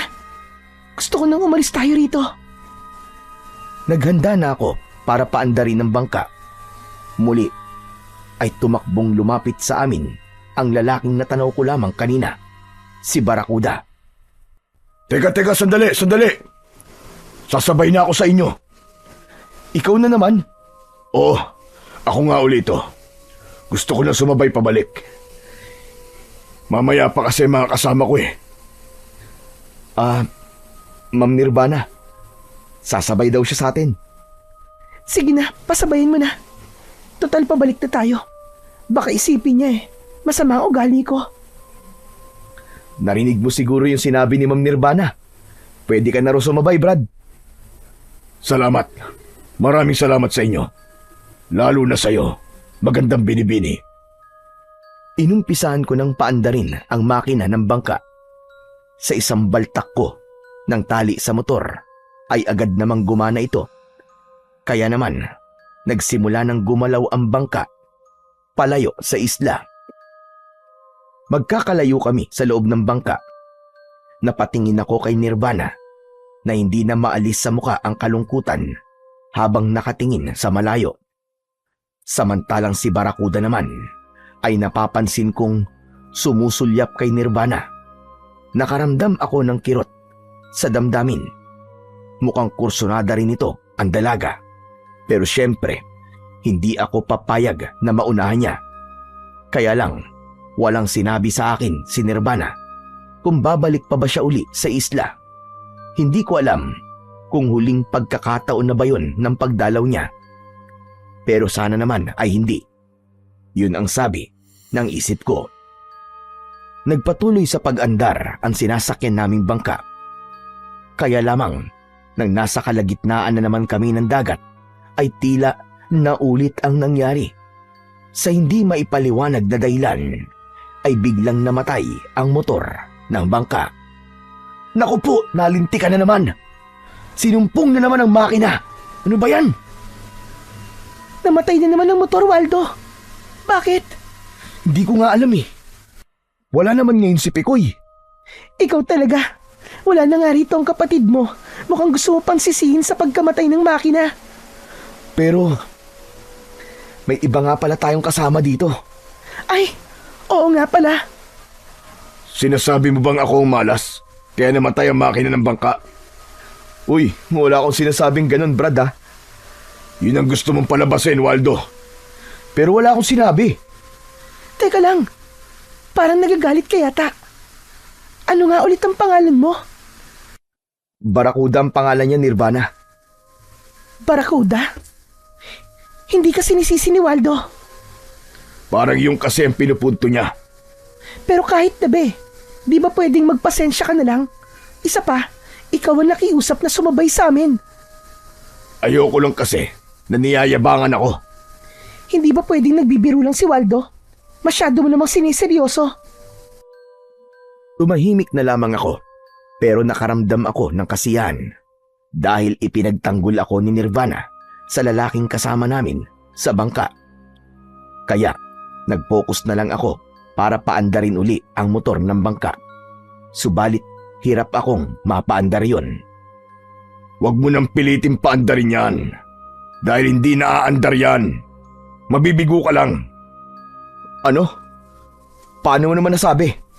Dahil ayoko. Ano ba sinasabi mo, Barakuda? Narito tayo sa gitna ng dagat, tapos sasabihin mong hindi naaandar dahil ayaw mo? Oo. Dahil hindi na kayo makakaalis dito. Lalong-lalo ka na, Nirvana. Teka nga, may kinalaman ka ba sa biglang paghinto ng motor nitong bangka? Oo. Dahil gusto kong makuha ka, Nirvana. Teka sandali. Ano ba sinasabi mo, Barakuda? Nasisiraan ka na ba ng ulo? Hindi. Pero gusto ng puso kong makasama ko ang babaeng yan. Teka lang ha, ano ka, Hilo? Hoy ikaw, Barakuda. Nagmagandang loob kaming isabay ka. Tapos, may masama ka palang balak sa akin, hayop ka? Kung ano mang pinaplano mo, Barakuda, isang malaking kalokohan yan. Dahil hindi ko rin papayagang mangyari yon. Hindi mo makukuha si Nirvana. Isa pa, narito tayo sa gitna ng dagat. Alam ko, dahil ang ilalim ng dagat, ang aking mundo. Dito ang tirahan ko. Kasabay ng mga halakhak ni Barakuda ay ang biglang pagkakaroon ng ipo-ipo sa tubig na malapit lang sa bangkang kinaroroonan namin. Ano nangyayari? Saka sino ka ba talaga, Barakuda? Anong gagawin mo sa akin? Hindi maaari. Ikaw ba ang berbaro ka? Sa naging tanong ko na yon kay Barakuda, hindi siya sumagot, subalit malakas na halakhak ang kanyang pinakawalan. Kapwa kami napatitig ni Nirvana sa lalaking aming kaharap. Ganun na lamang ang gulat ko nang magbago ang anyo ni Barakuda. Kumapal ang balat ni Barakuda na katulad ng mga hayop na reptilya. Ang muka ay naging kagaya ng sigbin na may matatalas na ngipin. Ang katawan ay lumaki din. Kasamang lumaki ang kanyang tiyan na katulad ng sa isang palaka. Humahalakhak ang halimaw na nasa aming harapan. Anak ng putya! Ikaw nga ang berbaro ka! Anong berbaro kang sinasabi mo, Waldo? Siya ang pinuno ng mga masasamang sireno at sirena na naninirahan sa ilalim ng dagat. Ang berbaro kang nasa harap natin ngayon ay mula sa pinagsamang lahi ng aswang at masamang sireno. Hindi ko na pala kailangang ipaalam sa inyo kung sino ako. Sapat na ang mga sinabi mo, Waldo. Kaya alam na rin ni Nirvana kung sino ako. Ngayon, Nirvana, wala ka na kawala. Dahil sa akin ka na. Sasama ka sa akin. Sa ayaw at sa gusto mo. Sino may sabi sa'yo na makukuha mo si Nirvana? Walang maaaring humadlang sa isang berbaro ka. Diyan ka nagkakamali, buteting laot ka. Dahil hindi ako papayag na makuha mo si Nirvana at isama sa iyong masamang mundo para gawing asawang alipin.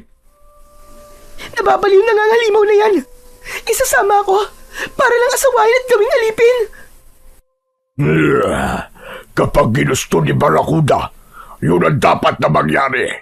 Kaya wala ka nang magagawa pa, Nirvana. Isasama na kita sa aking mundo. Biglang lumundag ang berbaroka na si Barakuda kay Nirvana. Pilit niyang kinukuha si Nirvana upang dalhin sa tubig. Subalit nanlalaban ang dalaga para hindi siya makuha ng aswang tubig na kasama namin. Hindi ko dapat hayaan na madala ng halimaw na yon ang tanging babaeng nagpaibig sa akin. Ipaglalaban ko siya kahit na ano pa ang mangyari sa akin. Kahit na buhay ko pa ang maging kapalit. Huwag kang mag-alala, Nirvana. Hindi kita pababayaan. Lumapit ako sa kinaroroonan ng dalawa at agad kong pinakawalan ang aking malakas na suntok. Tumama yon sa katawan ng Berbaroka. Kaya lamang, tila hindi man lang ito nasaktan. Hangal! Hindi mo ko kaya. Para ka lamang sumuntok sa pader. Totoo ang sinabi ni Barakuda. Para nga akong sumuntok sa pader dahil sa tigas at kapal ng balat sa kanyang katawan. Nasaktan ang aking kamay pero hindi pwedeng wala akong gawin. Kailangang iligtas ko si Nirvana sa kamay ni Barakuda. Dahil hadlang ako sa plano ni Barakuda na makuha niya ang dalaga, kaya nang makalingat ako ay isang malakas na suntok ang pinakawalan nito na dumapo sa aking muka. Nakaramdam ako ng pagkahilo at nahirapang tumayo kagad. Naaninag ko na sa pilitang hinila ni Barakuda si Nirvana hanggang sa mahulog sila sa tubig at ganap na tangayin ng ipo-ipo patungo sa ilalim ng dagat. Ipinilig-pilig ko ang aking ulo upang kahit paano ay mawala ang nararamdaman ko na hilo. Hindi maaari ito. Tinangay na ni Barakuda si Nirvana. Napaisip ako kung ano ang dapat kong gawin. Ilalim ng tubig yun, hindi ako makakahinga sa ilalim ng dagat. Ikamamatay ko yun panigurado. Maging si Nirvana, mapapahamak siya kapag hindi siya nakahinga. Bigla kong naalala ang suot kong kwintas na kabibe. Ang sabi sa akin ni Lola Aguida, ang kwintas na suot ko ang siyang maaaring tumulong sa akin. Malamang tutulungan ako ng kabibing ito upang makahinga ako sa tubig. Kaya maaari ko sundan si Barakuda. Bago pa ako magdesisyong tumalon din sa tubig, ay kinuha ko ang sibat na ibinigay sa akin ni Lolo Morocco. Naitabi ko yon sa gamit ko na nasa bangka. Kaya kinuha ko ang sibat. Alam kong magagamit ko yung sandata laban sa Berbaroka. Nang makuha ko ang sibat, ay hinawakan ko naman ang kabibing palawit sa suot kong kwintas. Idinikit ko yon sa aking bibig, kasabay ng usal bilang paghingi ng tulong. Buo ang tiwala ko sa kabibe na may taglay na mutya na hindi nito ako pababayaan, lalo na sa pagkakataon na yon. Saka pa lang ako tumalon sa tubig. Naroon pa rin ang ipo-ipo, kaya lumangoy ako patungo roon. Bigla kong hinigop nito pailalim ng tubig dagat. Kung saan man ako dadalhin ng umiikot na tubig ay hindi ko alam. Pero ang inaasahan ko ay dadalhin ako nun sa lugar na kinaroroonan ni Nirvana. Nang nasa ilalim na ako ng dagat ay tama nga ang aking inaasahan. Normal lang ang nararamdaman ko sa ilalim ng dagat. Nagagawa kong makahinga. Hanep, hindi ako nalulunod. Malaya ako nakakahinga sa tubig. Kitang-kita ko ang ganda sa ilalim nitong dagat. Ibang-iba ang mga isdang nakikita ko. Pero nasan dito si Barakuda at si Nirvana? Saan ko sila hanapin sa lugar na ito? Habang nasa ilalim ako ng dagat at hinahanap sina Nirvana at Barakuda, ay biglang pumasok sa isip ko sina Lola Aguida at Picoy. Tiyak na lubha na silang nag-aalala sa akin. Wala pang Kuya Waldo mo, Picoy. Oo nga po, Lola Aguide. Bakit kaya hindi pa siya dumarating? Diba sabi ko sa'yo, ay puntahan mo doon sa may dalampasigan. Doon sa daungan ng mga bangka galing sa isla. Lola, doon nga po ako galing eh. Kahit nga masama po ang katawan ko, nagpunta pa rin ako dun eh. Wala ba doon talaga, kuya mo? Wala nga po, pati nga po ang bangka niya, wala po dun eh. Anong sabi ng mga kasamahan niyang bangkero?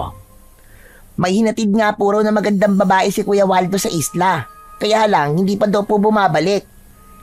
Pero dapat sa mga ganitong oras, ay nandito na siya sa bahay. Malamang nga po si Ate Nirvana po ang hinatid niya ron sa isla. Yung naikwento ko po sa inyo na magandang babae na minsan pong naisakay namin. Siguro po, nagbalik siya. Pero bakit nga ganon? Wala pa rin ang kuya mo hanggang ngayon. Hindi ko rin po alam, Lola. Ano ba naman yan? Kinakabahan na ako. Nag-aalala na ako para sa kanya. Lola, malaki na po si Kuya. Kaya alam na po nun ang gagawin niya. Sana nga, Apo. Sana'y alam na alam niya ang kanyang dapat gawin. Dahil hindi ko kakayanin kapag may masamang nangyari sa kanya. Siguro po, Lola, ipagpipray ko na lang po si Kuya Waldo.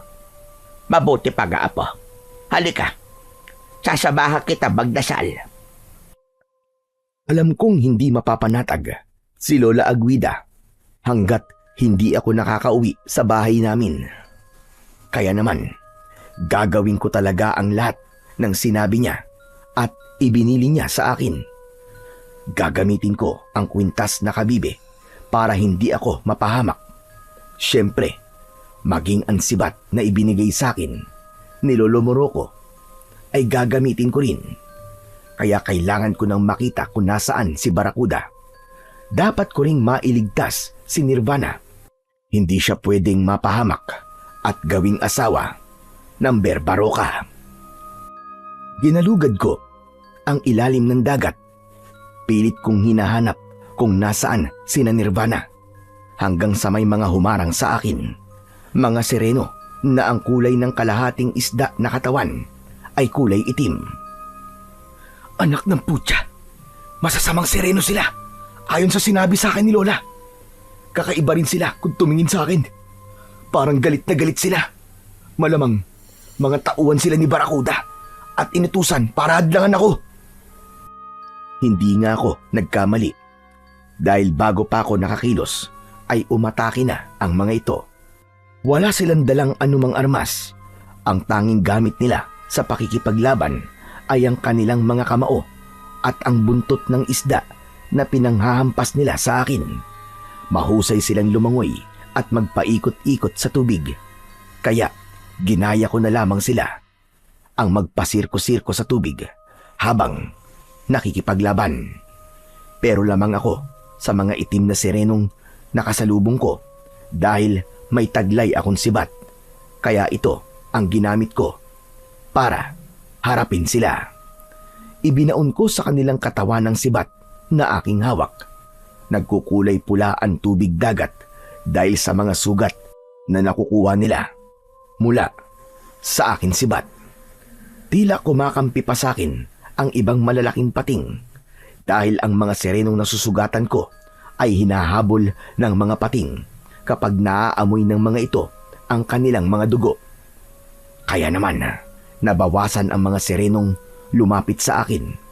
Natakot na ang iba sa kanila dahil kapag sila'y nasusugatan ay hindi na ako ang kanilang makakalaban, kundi ang mga mababangis na pating na sumusugod sa kanila dahil naaamoy nga ng mga ito ang kanilang dugo. Hanggang dyan lang pala kayo eh! Mga duwag na sireno! Mga mababangis na pating lang pala ang katapat nyo. Tama lang sa inyo yan! Nagpatuloy ako sa paghahanap kina Nirvana at Barracuda hanggang sa matagpuan ko rin sila. Nasa lugar sila na tila kaharian sa ilalim ng dagat. Nakaupo sa isang upuang bato si Barracuda na para bang hari. Subalit may naging pagbabago na sa kanya. Ang itaas na bahagi ng kanyang katawan ay namamalaging katulad ng isang sigbin. Samantalang ang kalahati naman ng katawan niya pababa ay gaya na ng isang isda, ng isang sireno. Nagkaroon na rin siya ng buntot ng isda na kulay itim. habang si Nirvana ay nasa isang lugar kung saan ay natatalian ng halamang dagat. Maraming mga malalaking bato ang naroon, kaya doon ako nagkubli upang hindi nila ako makita.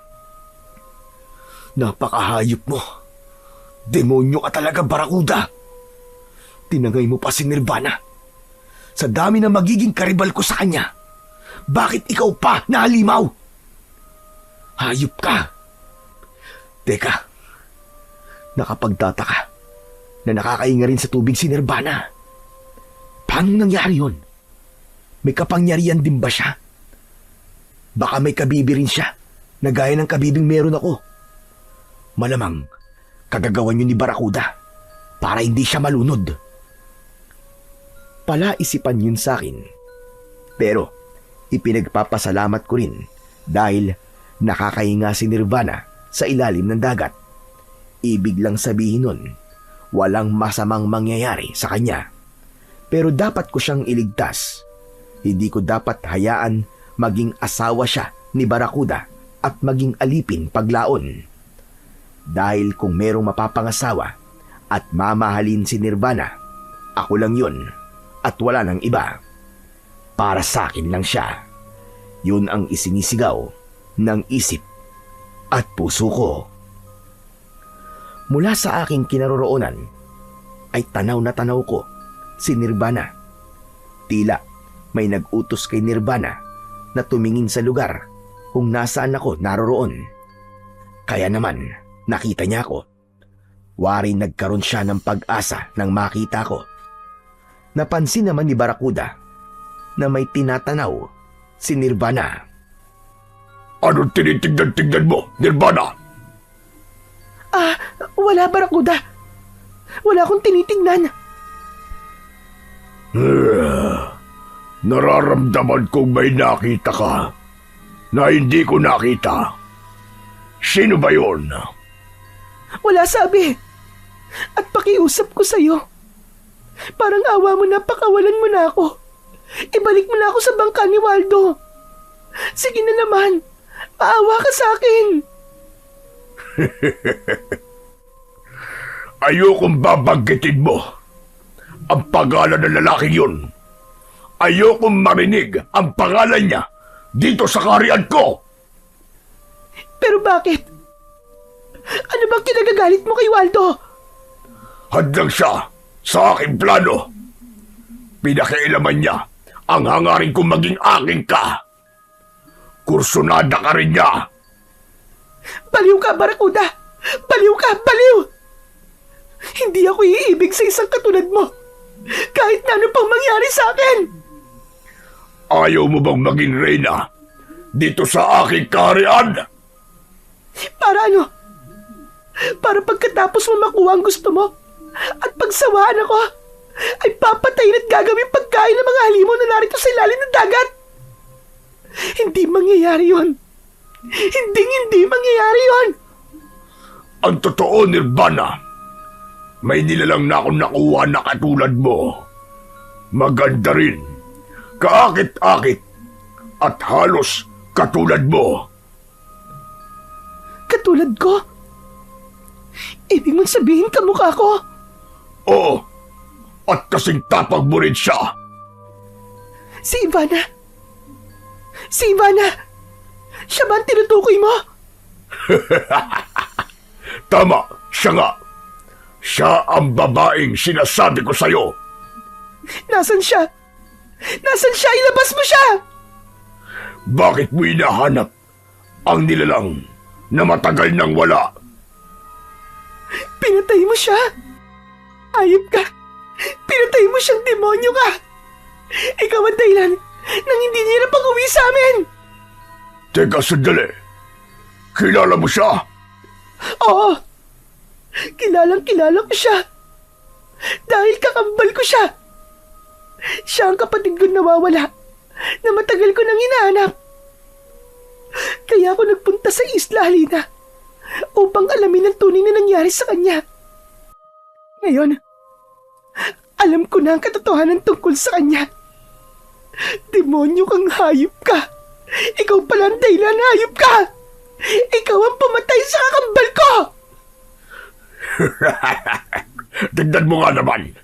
Kakambal ka pala niya. Kaya pala kasi ganda mo siya. Iba ang pang-akit yung taglay dahil pareho yung nakuha ang loob ko at paghanga ko. Kaya pareho ko kayong matitikman. Ulol ka ba? Anong sinasabi mo? Hindi ako papayag na ako naman na maging biktima mo. Dahil may paglalagyan ka, Barakuda! Ang lakas ng loob mong sabihin yan. Wala pang nilalang na maaaring pumantay sa kapangyarihan ko.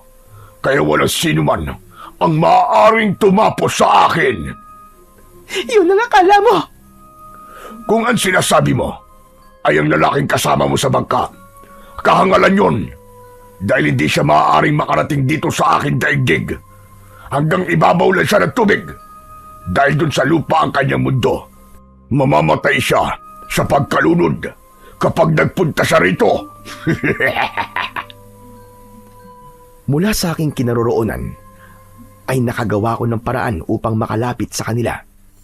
Kaya, dinig na dinig ko ang kanilang naging pag-uusap. Doon ko rin naintindihan si Nirvana kung bakit siya ilang ulit na bumalik sa Isla Halina dahil nais niyang alamin ang tunay na nangyari sa kanyang kakambal. Hindi na pala ito nakabalik nang magtungo sa isla. Si Barakuda, siya ang may kagagawan. Naging biktima ng kasamaan ng Berbaroka ang kapatid o kakambal ni Nirvana. Gusto niyang maipaghiganti ito. Kaya ngayon, dalawa kami na magbibigay ng katarungan sa sinapit ng kapatid ni Nirvana. Tutulungan ko siya para makapaghiganti.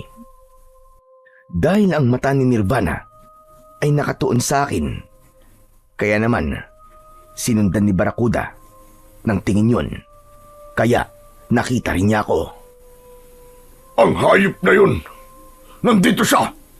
Paano siya nakarating dito? Nagnitngit sa galit si Barakuda na biglang napatayo sa kanyang pagkakaupo. Samantalang nagmamadali naman akong humanap ng batong mapagkukublian. Narinig ko pa ang isinigaw nito. Mga kawal na sireno! Hanapin niyo ang nilalang na tangalupa! Dakpin siya at iharap sa akin! Bilisan niyo! Alam kong hindi ako malulunod sa tubig dahil sa mutya ng kabibe. Pero mahihirapan akong magtago. Hindi ko rin alam ang pasikot-sikot sa lugar na yon. Kaya naman, nakaramdam ako ng pagkataranta sa dapat kong gawin. Mahirap mapagtaguan at matakasan ang mga sireno na hahanap sa akin.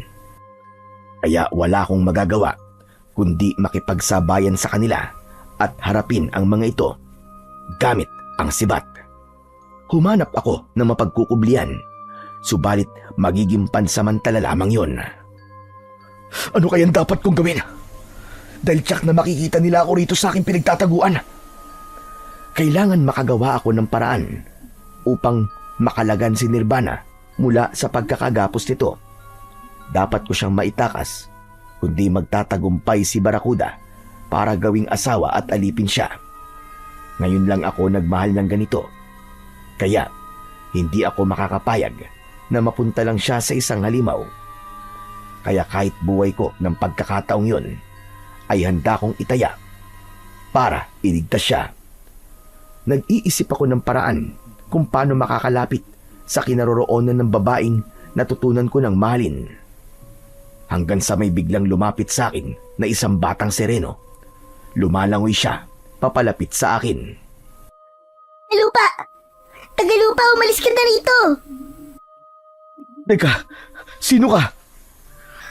Ako si Bisugo, anak ng sirenong puti. Kailangan ka nang umalis dito. Maraming itim na sirenong humanap sa'yo. Papatayin ka nila dahil sa utos yun ni Barakuda. Hindi ako maaaring umalis dito na hindi ko kasama ang kaibigan ko.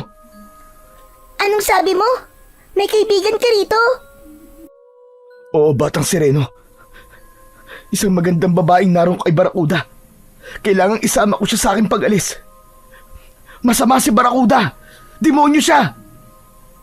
Oo, tama ka. Talagang masama siyang nilalang. Gusto nga naming mawala na siya, pero makapangyarihan siya. Ginagawa niyang alipin kaming mga puting sireno at sirena.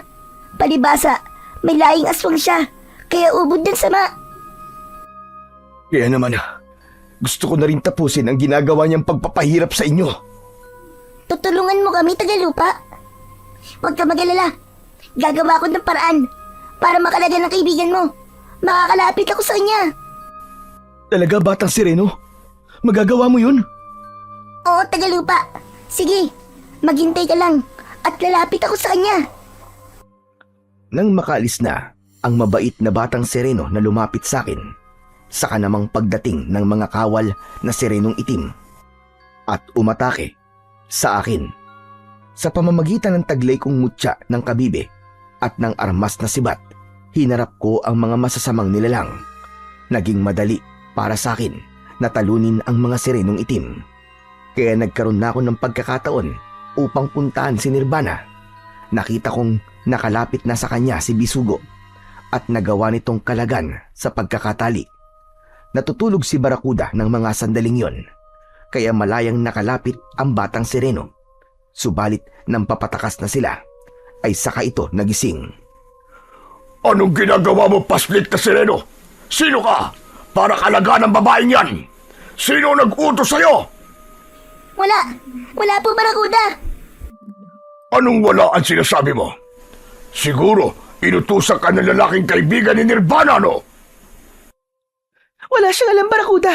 Sadyang mabait lang ang Batang Sireno at gusto niya akong tulungan. Hindi ko gusto ang kanyang ginawa. Ginalit niya ako. Kaya dapat siyang parusahan. Gamit ni Barakuda ang kanyang buntot at ipinalo yun sa Batang Sireno. Sa lakas ng pagkakapalo ay tumalsik ito at tumama sa malaking bato. Agad naman siyang tinulungan ni Nirvana. Hindi muna ako lumapit. Naghintay ako ng susunod na mangyayari. Saksakan ka talaga ng sama. Talagang halimaw ka. Wala akong pakialam kahit ano pa sabihin mo.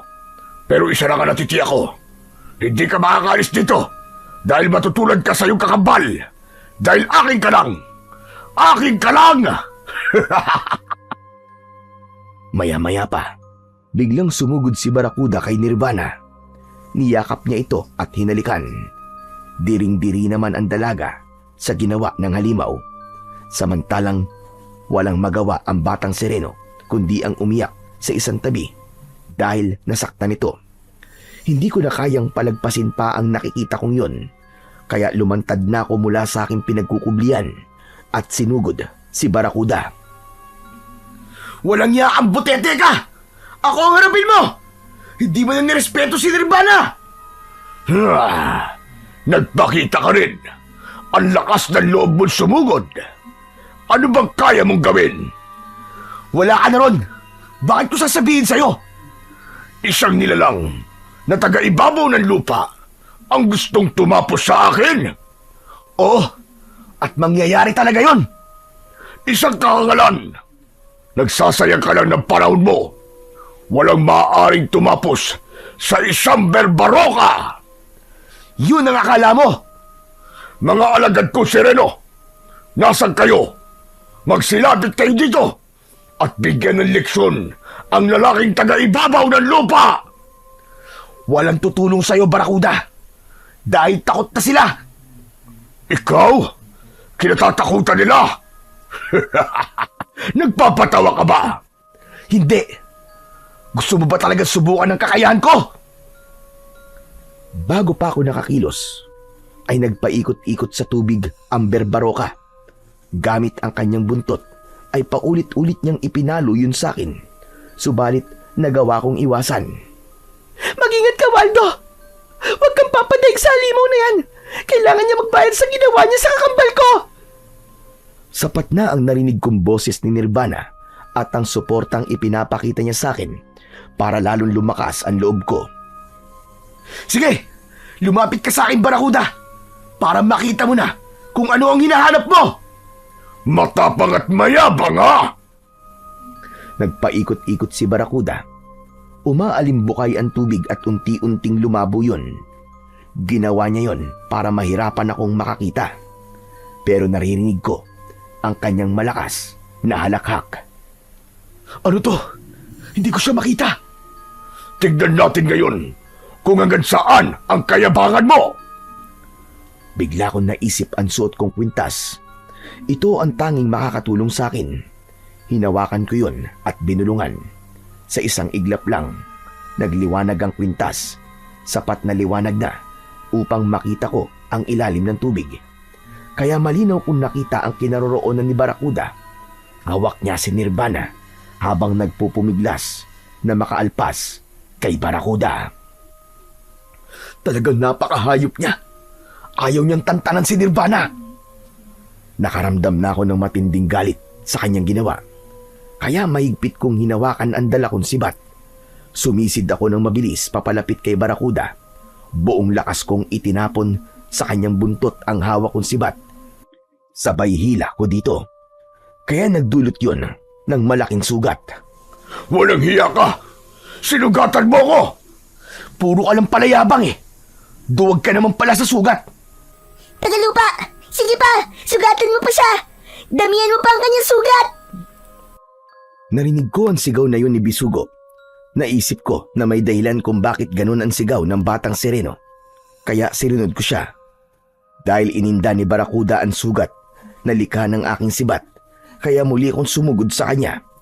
Subalit lumaban siya ng sabayan, gamit ang kanyang matutulis na pangil at mga kuko sa kamay.